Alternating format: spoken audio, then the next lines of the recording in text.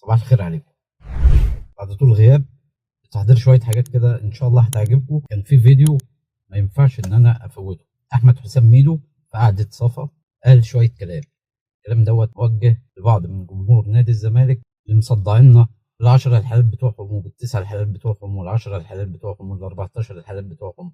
الفيديو ده للناس دي. تعالى نسمع كده ميدو قال ايه. كنت بقول للحكام وانا بدرب الزمالك، كنت بقول لهم حاجات اخش فيها السجن.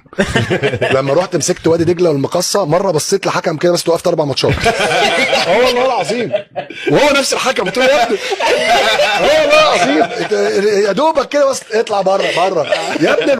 انا لسه شاتمك من سنه. انا والله نسيت العظيم. شاتمك في استاد احكي لك القاهره. بقى قصه حصلت ايه. كنت بدرب المقصه، ماشي. تمام. واول ماتش ليا مع المقصه بنلعب الزمالك في الكاس، ساتر. تمام.